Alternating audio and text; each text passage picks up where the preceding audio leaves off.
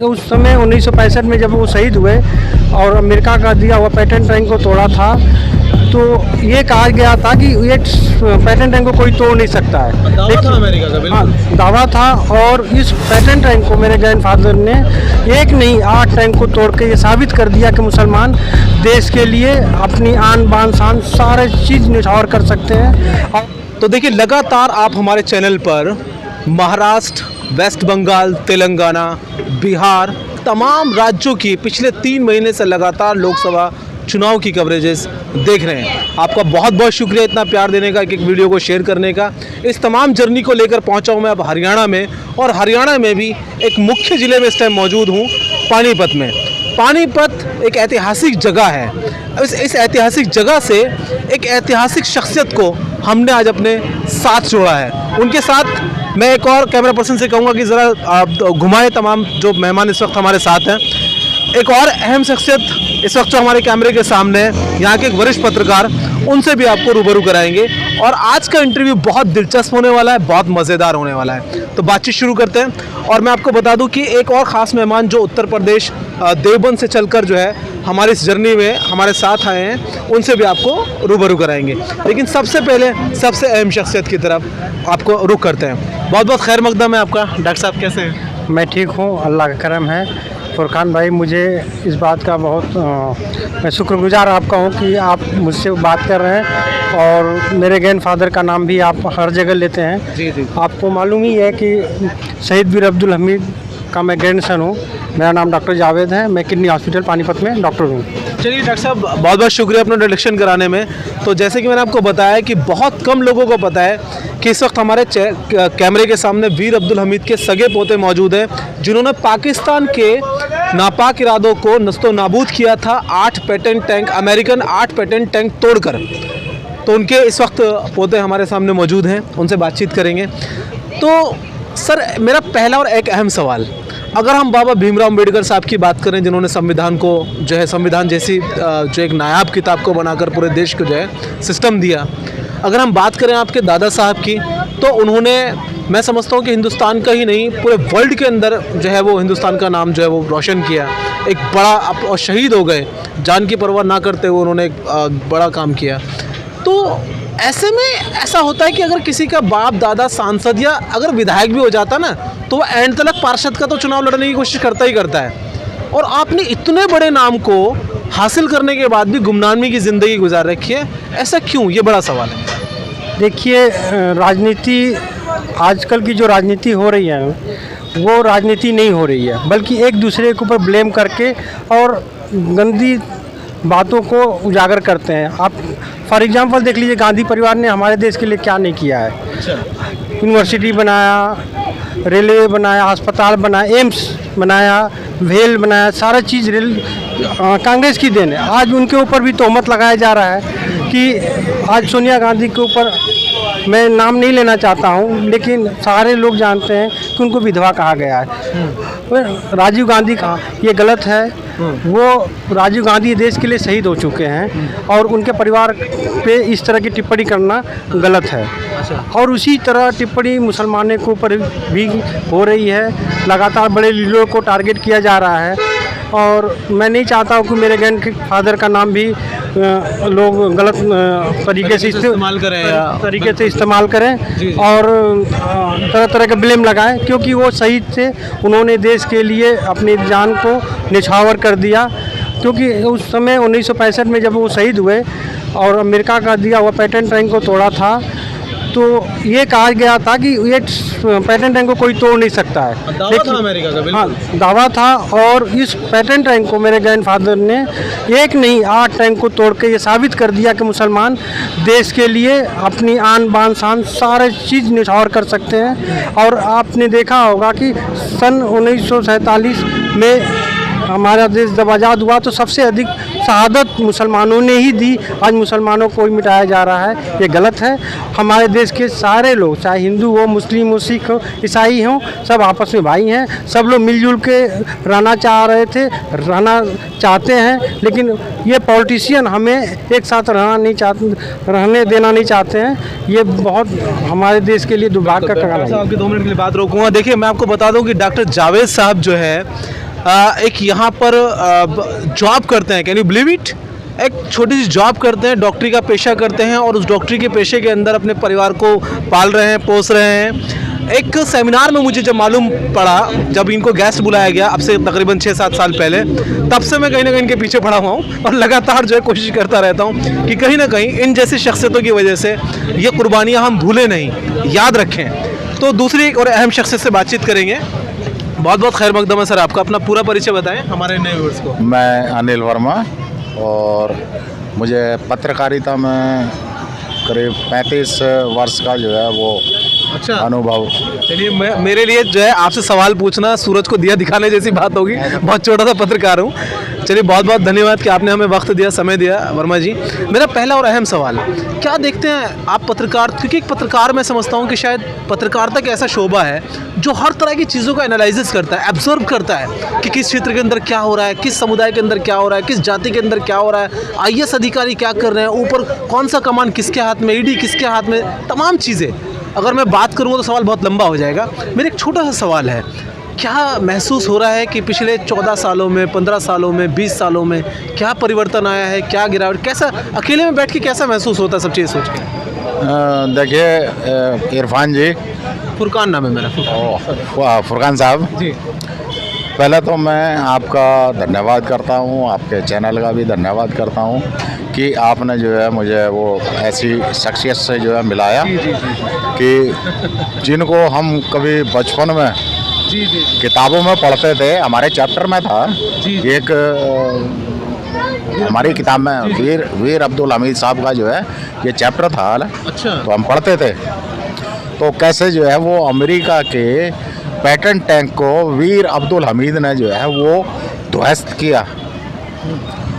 और जो अमेरिका ये कहता था कि मैंने जो है ये पैटर्न टैंक ऐसा बनाया है दुनिया की कोई ताकत इसको जो है नैस ताबूत नहीं कर सकती, लेकिन वीर अब्दुल हमीद ने अकेले ही 8 पैटर्न टैंकों को ध्वस्त कर दिया। और जो उसके बाद जो पाकिस्तानी सेना में खलबली मची, भगदड़ मची, और वहाँ जितने भी अमेरिका ने पैटर्न टैंक दे रखे थे लड़ाई के लिए पाकिस्तान को, वो पैटर्न टैंकों को छोड़ करके जो है पाकिस्तानी सेना वापस भाग गई, भगदड़ मच गई उनमें।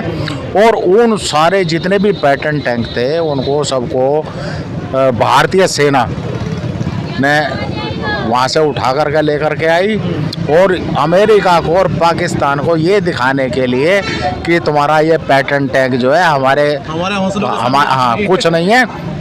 और उन टैंकों को जो है आज भी आप अगर मेरठ में जाएंगे तो कैंट एरिया में जो है चौराहे पे उसको खड़ा किया हुआ है। तो वो हालत कर दी थी कि चौराहों पे जो है वो पैटर्न टैंक नजर आते थे और उन पर बच्चे जो है चढ़ के फोटो खिंचवाते थे। वर्मा जी, अभी मैंने सवाल किया सर। अच्छा, ठीक है। हाँ, और दूसरा उसके बाद जो है फिर रही ये जो राजनीति इतनी गंदी हो चुकी है आज की तारीख में, और रही पत्रकारिता की, ये बहुत लंबी बात है। मैं उसी सवाल पर आ रहा हूँ। अभी देखिए, डॉक्टर जावेद साहब ने कहा कि मैं अपने दादा साहब का नाम गंदा नहीं करना चाहता, क्योंकि आज जिस तरह से मुसलमान शहीदों को भुलाया जा रहा है, सिलेबस से चैप्टर हटाए जा रहे हैं, जिस तरह से नामो निशान मिटाया जा रहा है, तो वो कहीं ना कहीं बड़ी तकलीफ़ की बात है। तो वर्मा जी, ऐसे में क्या लगता है कि इनका सही डिसीजन है या इन्हें मैदान में आना चाहिए, कम से कम बात रखनी चाहिए मीडिया में? आपका क्या सोच है? कम से कम इनको हौसला मिले ना। ऐसा जी, ये जो सरकार है, ये सरकार खाली वीरों का इनाम नहीं मिटा रही है। ठीक है। वीर अब्दुल हमीद का तो चैप्टर वो ख़त्म कर ही दिया है, और जितने भी कानून थे उनमें फेर बदल कर रही है सरकार।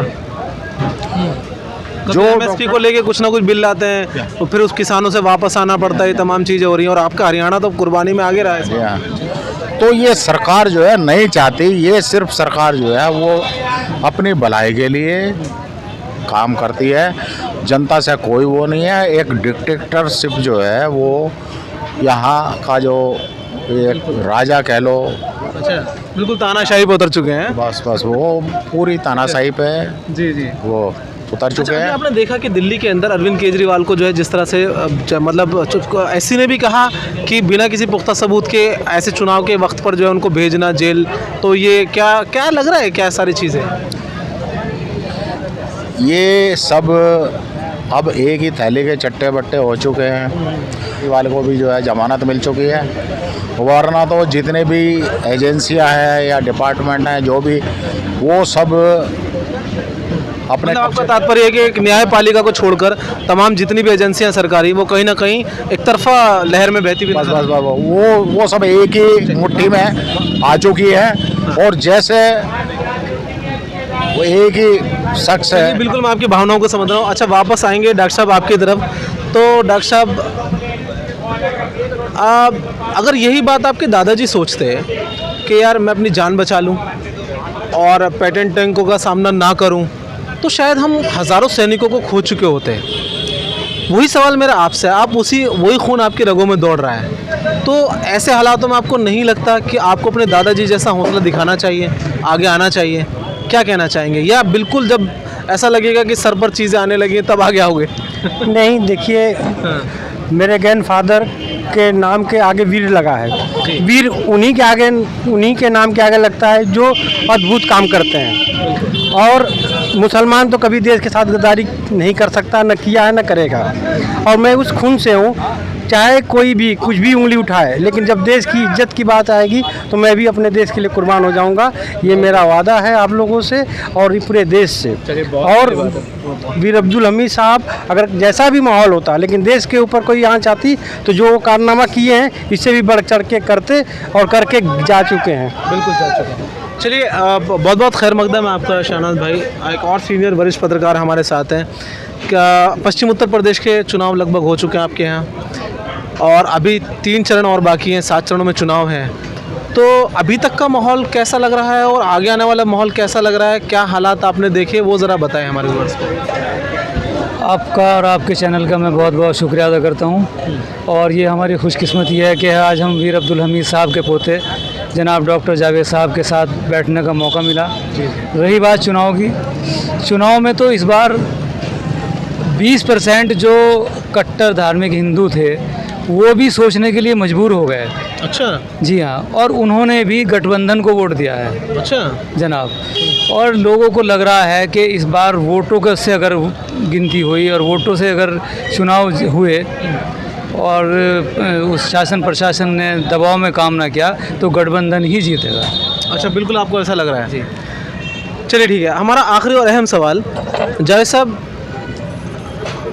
पढ़े लिखे आदमी हैं, आप डॉक्टर हैं, तमाम लोगों से मिलते भी हैं, आपके कई सारे सेमिनार हमने अपने चैनल पर दिखाए हैं, आपको एज ए मेहमान खुसूसी बुलाया जाता है।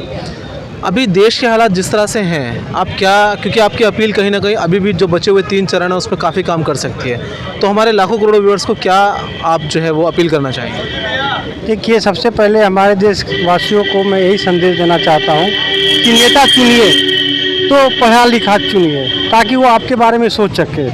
और जिस तरह से अभी हमने जिस नेता को चुना है, मुझे नहीं लगता कि वो अच्छा काम हो रहा है, देश के विकास के लिए काम हो रहा है। सिर्फ एक ही हो रहा है, वो हिंदू मुस्लिम, सिर्फ हिंदू मुस्लिम हो रहा है। और सब जानते हैं ये राजनीतिक विषय हो गया है हिंदू मुस्लिम करके और अपना चुनाव जीत जाना।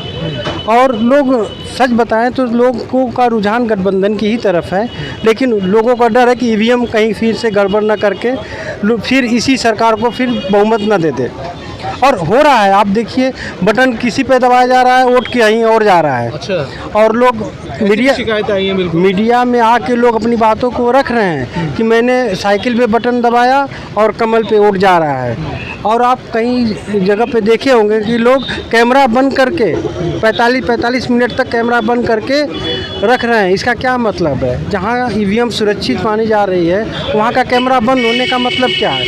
ये तो यही हो रहा है ना कि हम धांधली करना चाह रहे हैं। अब गुजरात में देख लीजिए, सूरत के कैंडिडेट के ऊपर FIR हुई, जेल गया, वहाँ कोई भी अगेंस्ट में बीजेपी के नहीं खड़ा हुआ। चंडीगढ़ के कैमरे में भी आई साफ धांधली होती हुई। हाँ, आप मेयर चुनाव में देख लीजिए कि जिसकी पार्टी का सबसे ज़्यादा सदस्य हैं और उस पार्टी का मेयर न हो के विपक्ष का मेयर बन जा रहा है, ऐसा क्यों? और साफ देखा जा रहा है कि जिसने भी ये धांधली की रिजेक्ट करने के साथ साथ कैमरे की तरफ देख के काम गलत कर रहे हैं। इनको यहाँ तक भी डर नहीं है कि सारी चीज़ें कैमरा में कैद हो रही है।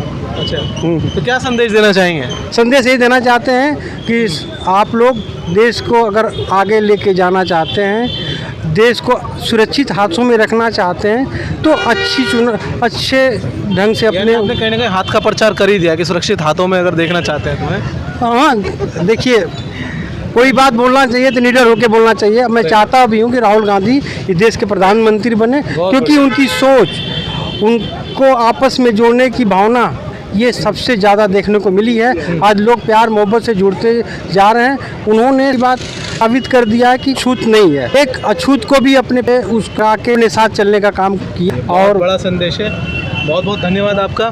मैं अब आखिरी सवाल असल में मेरे दिमाग में और आ गया वर्मा जी आपको लेकर, तो मैं ज़रूर आपसे पूछना चाहूँगा कि मुझे एक पर्सनली ऐसा एनालिसिस लगता है, हो सकता है कि मैं श्योर ना हूँ, ठीक ना हूँ, और मैं दुआ करूँगा कि मैं ठीक ना भी हूँ, लेकिन मेरा सवाल है कि मुझे लगता है कि ख़ासकर मुस्लिम कम्युनिटी को सारे ही राजनीतिक पार्टियाँ डरा रही हैं। कोई मोदी जी से डराता है, बीजेपी से डराता है, तो बीजेपी कहती है कि बहनों का मंगलसूत्र छीन लिया जाएगा और मुसलमानों को दे देगी कांग्रेस, है, और कांग्रेस कहते हैं कि अगर बीजेपी आ गई तो तुम्हारे को जो है वो देश से निकाला हो जाएगा। तो क्या ये एक गेंद की तरह इस्तेमाल नहीं हो रहा है कि मुस्लिम वोटर जो है कहीं ना कहीं पूरे भारत के अंदर है कि हिंदू मुस्लिम और मंदिर मस्जिद का मसला जो है ये बहुत गलत मसला है। ये आपस में जो है भाईचारा ख़त्म करने के लिए ये सब हो रहा है कि आपस में जो है भाईचारा कहीं ना कहीं एक तरफा बड़ा वोट बैंक इकट्ठा किया जा सके। जी हाँ। तो और दूसरा ये कि कानून को इतना बदला जा रहा है सिर्फ अपने हित के लिए कि हमारे हित में कौन से कानून होंगे, और बाकी जितने भी जनता के हित के कानून हैं उनको सबको जो है ख़त्म किया जा रहा है। ये बहुत बड़ा, देखिए, क्योंकि आप एक वरिष्ठ पत्रकार, जी, मैं सलमानी सैन बिरादरी का सदर होने के नाते ये चाहता हूँ कि वीर अब्दुल हमीद साहब के पोते जनाब डॉक्टर जावेद साहब को देवबंद में इनवाइट करें और एक बहुत बड़ा प्रोग्राम करें। ऑन कैमरा इनवाइट कर रहे हो? यस। बहुत बड़ी बात है। तो देखिए, लगातार जिस तरह से आपके सामने हमने तमाम मुद्दे, तमाम जो आज आपके सवाल हैं, वो एक वरिष्ठ पत्रकार मिस्टर वर्मा जी से बात रखी, क्योंकि यहाँ के पानीपत के बहुत सीनियर जो है वो पत्रकार हैं, पिछले कई वर्षों से 35 सालों से एनालिसिस कर रहे हैं कि देश के अंदर क्या हो रहा है, क्या चल रहा है।